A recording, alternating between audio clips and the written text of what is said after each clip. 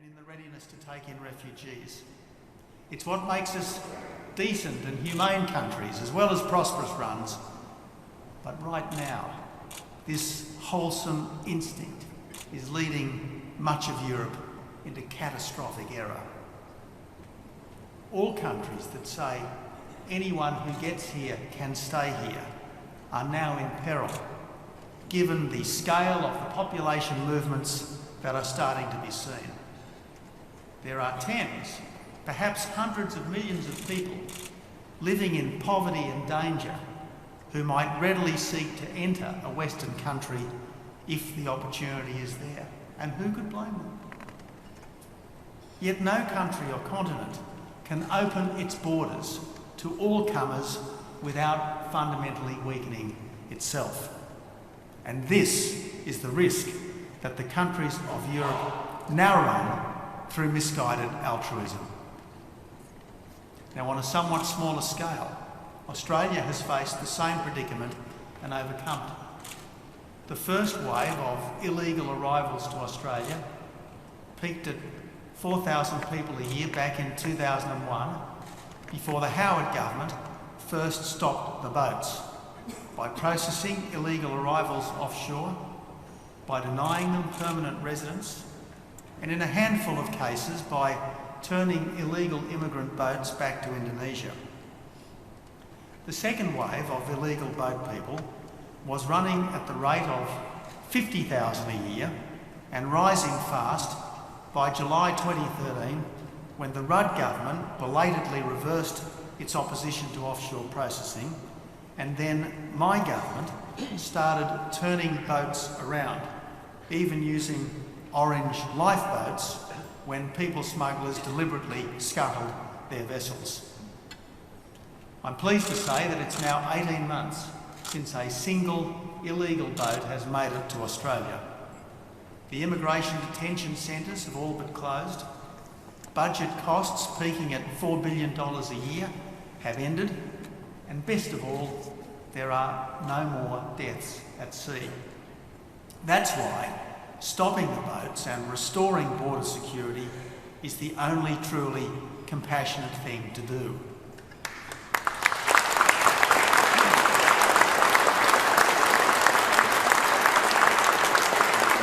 And because Australia once more has secure borders, and because it's the Australian government rather than people smugglers that now controls our refugee intake, there was actually massive public support for my government's decision just last month to resettle 12,000 members of persecuted minorities from the Syrian conflict, which per capita is the biggest resettlement contribution that any country has made. Now, while Prime Minister, I was loath to give public advice to other countries whose situations are different. But because people smuggling is a global problem, and because Australia is the only country that's successfully defeated it twice under Conservative governments, our experience should be studied. In Europe, as with Australia, people claiming asylum invariably have crossed not one border but many, and are no longer fleeing in fear, but are contracting in hope with people smugglers. However desperate, almost by definition, they're economic migrants because they had already escaped persecution when they decided to move again. Our moral obligation is to receive people fleeing for their lives. It's not to provide permanent residency to anyone and everyone who would rather live in a prosperous Western country than their own. That's why the countries of Europe, while absolutely obliged to support the countries neighbouring the Syrian conflict, are more than entitled to control their own borders against those who are no longer fleeing a conflict but seeking a better life. This means turning boats around for people coming by sea. It means denying entry at the border for people with no legal right to come. And it means establishing camps for people who currently have nowhere to go. It will require some force. It will require massive logistics and expense. It will gnaw at our consciences. Yet it is the only way to prevent a tide of humanity surging through Europe and quite possibly changing it forever. We are, in fact, rediscovering the hard way that justice tempered by mercy is an exacting ideal, as too much mercy for some necessarily undermines justice for all. Now, the Australian experience proves that the only way to dissuade people seeking to come from afar is not to let them in. Working with other countries and international agencies is important, but the only way to stop people trying to gain entry is firmly and unambiguously to deny it, out of the moral duty to protect one's own people and to stamp out people smuggling. So it's good that Europe has now deployed naval vessels to intercept people smuggling boats in the Mediterranean. But as long as they're taking passengers aboard rather than turning boats around and sending them back, it is a facilitator rather than a deterrent. Now, some years ago, before the Syrian conflict escalated, extended into Iraq and metastasised into the ungoverned spaces of Libya, Yemen, Nigeria, Afghanistan and elsewhere, I got into some trouble for urging caution in a fight that was baddies versus baddies. But now that 250,000 people have been killed, 7 million people are internally displaced, and 4 million people are destitute outside its borders and considering coming to Europe, the Syrian conflict is too big and too ramifying not to be everyone's problem. The rise of Daesh has turned it into a fight between bad and worse.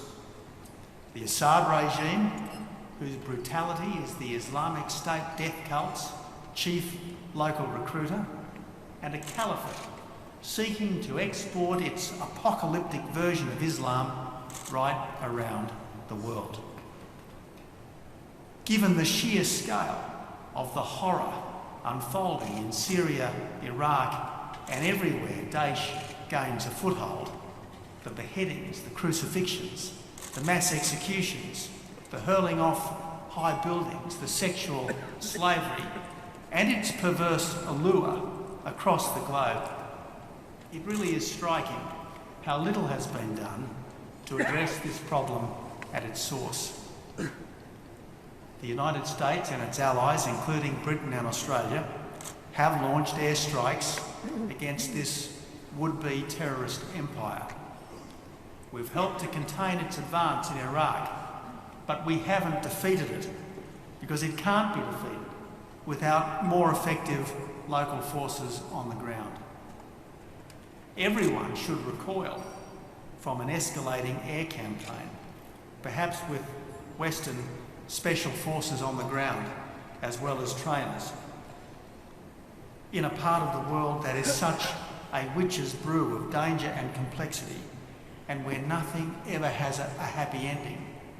Yet as Margaret Thatcher so clearly understood over the Falklands, those that won't use decisive force when needed end up being dictated to by those who will.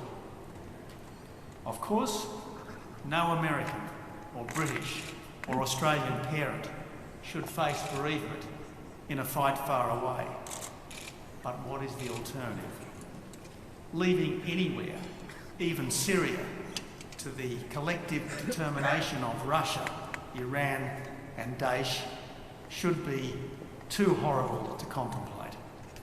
That's why it's a pity that the recent UN Leaders' Week summit was solely about countering violent extremism, which everyone agrees involves working with Muslim communities, and not about dealing much more effectively with the caliphate that's now the most potent inspiration for it. Of course, the challenge of militant Islam needs more than a military solution, but people do have to be protected against potential genocide. Of course, you can't arrest your way to social harmony, but homegrown terrorism does need a strong security response. Of course, the overwhelming majority of Muslims don't support terrorism, but many still think that death should be the punishment for apostasy. Of course, the true meaning of Islam is a matter for Muslims to resolve, but everyone has a duty to support and protect those decent, humane Muslims who accept cultural diversity. Looking around the globe, it's many years since problems have seemed so daunting and solutions less clear. Yet the worse the times and the higher the stakes, the less matters can be left in the too hard basket.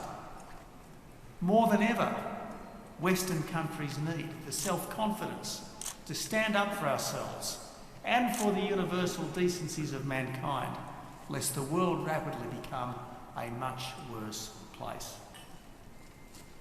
Now, like the countries of Europe, Australia struggles to come to terms with the local terrorism that Daesh has inspired.